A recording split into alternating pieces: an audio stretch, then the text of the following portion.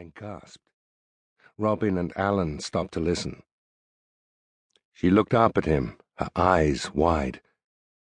"You will always find love by your own hands."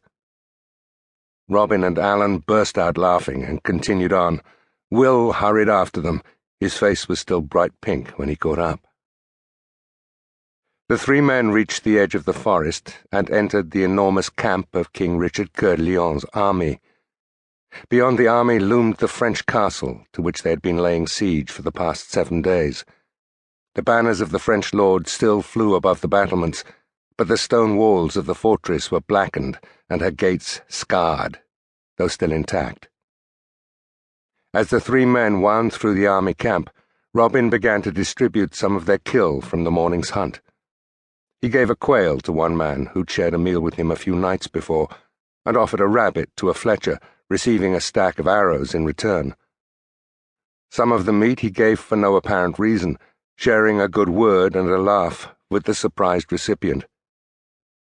After 10 years he had learnt that there were 2 things an archer in the king's army should never have in short supply: arrows and the goodwill of his fellow soldiers. By the time he, Will, and Alan had reached the embers of their campfire, they had just enough game left to feed themselves. Before they could even get their meat on spits, though, they were joined by young Jamoan, a foot soldier they had befriended during their return from the Holy Land. He was gangly and pale, and he regarded them now with an apology in his eyes. "Archers are culter-ranked." Alan stared ruefully at his breakfast. "Bloody typical." Robin merely shrugged and set the meat aside. "It's all right, boys. Hide it well. We'll have it for supper instead." He reached for his armor. He began to suit up for battle. Marion of Locksley should have been asleep, dreaming of her husband's return from Richard's crusade. The time she and Robert of Locksley had shared as husband and wife had been all too brief, though the memory of their wedding night was still enough, after all these years, to bring a smile to her lips and heat to her cheeks. To relive that bliss, even if in a mere dream, would have been a balm for her uneasy heart. Instead, she tossed and turned, listening to the sounds of the night.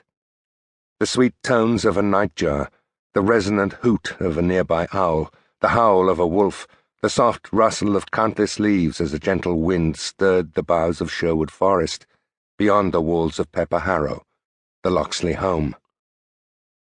She lived with her husband's father, Sir Walter Locksley, a great man in his day, now reduced by age and blindness to awaiting the return of his son from war. She wondered if he was awake as well, if it was some whisper of fate, some purposeful foreboding that kept her from sleep. She considered going to check on the old man. Deciding against it, she rose and crossed to the narrow window that looked out from her bedchamber towards the Locksley fields and the wood beyond. Doing so, she beheld something puzzling. It began as a flicker of shadow at the edge of Sherwood Forest, and then a second. Soon there were nearly a dozen of them, animals moving with purpose and stealth across the fields toward the town of Nottingham. She spied a badger, a boar, and a fox, a wolf, a sheep, and a bear, as unnatural a company of creatures as she could imagine. Comprehension came to her just as the alarm bell in the town watchtower began to toll. "They're coming," the sentinel called, his voice echoing from the village. Marion rushed to her door and out into the corridor. She could hear some in Nottingham raising the alarm, while others shouted angrily at the raiders in their fields. Just as she reached Sir Walter's chamber, she met up with Gaffer Tom, who had worked here at the Locksley house since well before Marion's marriage to Robert. Pausing at Walter's door, she heard the old man within.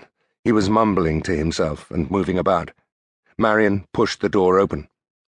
Sir Walter Locksley might have been blind, but as soon as she and Tom entered, Walter turned toward them unerringly, his sword in hand. He was still tall and lean, despite his years, and the fearsome look on his face would have given pause to any intruder. "Don't be foolish, Walter," Marion told him. "You can do nothing for them." It broke her heart to speak to him so.